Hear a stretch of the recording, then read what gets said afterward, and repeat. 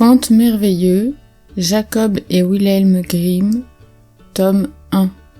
L'esprit dans la bouteille. Il était une fois un pauvre bûcheron qui travaillait du matin au soir. S'étant finalement mis quelque argent de côté, il dit à son fils : « Tu es mon unique enfant, je veux consacrer à ton instruction ce que j'ai durement gagné à la sueur de mon front. Apprends un métier honnête et tu pourras subvenir à mes besoins quand je serai vieux, que mes membres seront devenus raides et qu'il me faudra rester à la maison. » Le jeune homme fréquenta une haute école et apprit avec zèle. Ses maîtres le louaient fort et il y resta tout un temps. Après qu'il fut passé par plusieurs classes, mais il ne savait pas encore tout, le peu d'argent que son père avait économisé avait fondu et il lui fallut retourner chez lui.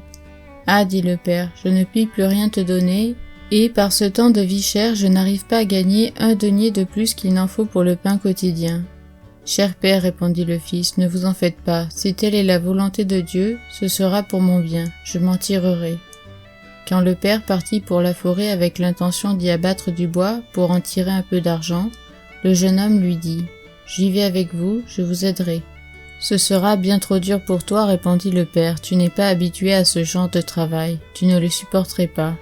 D'ailleurs, je n'ai qu'une seule hache et pas d'argent pour en acheter une seconde. »« Vous n'avez qu'à aller chez le voisin, rétorqua le garçon.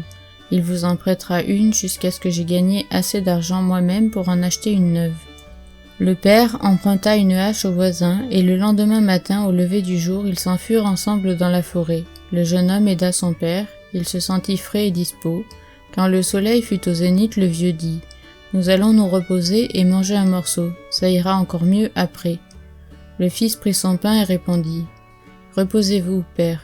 Moi je ne suis pas fatigué, je vais aller me promener dans la forêt pour y chercher des nids. » « Petit vaniteux, rétorqua le père, pourquoi veux-tu te promener? Tu vas te fatiguer et après tu ne pourras plus remuer les bras. Reste ici et assieds-toi près de moi. » Le fils cependant partit par la forêt, mangea son pain et, tout joyeux, regarda à travers les branches pour voir s'il ne découvrirait pas un nid.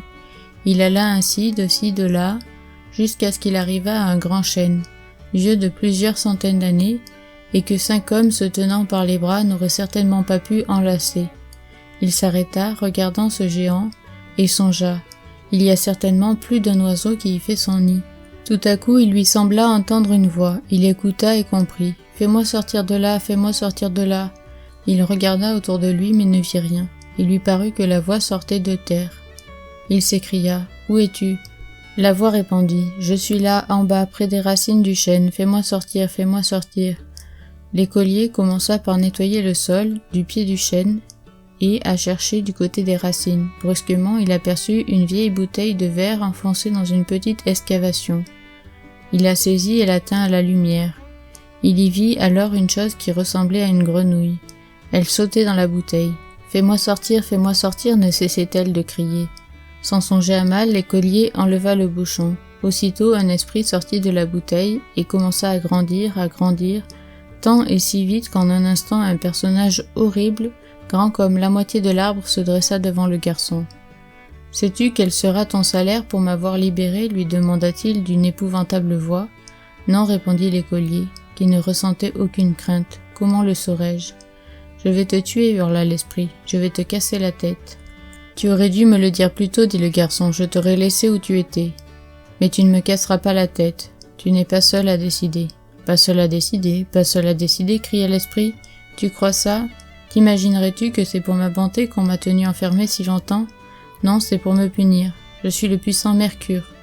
Je dois rompre le col à qui me laisse s'échapper. »« Parbleu, répondit l'écolier, pas si vite, il faudrait d'abord que je sache si c'était bien toi qui étais dans la petite bouteille et si tu es le véritable esprit.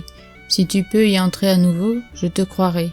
Après, tu feras ce que tu veux. » Plein de vanité, l'esprit déclara : « C'est la moindre des choses. » Il se retira en lui-même et se fit aussi mince et petit qu'il était au début, de sorte qu'il put passer par l'étroit orifice de la bouteille et s'y faufiler à nouveau.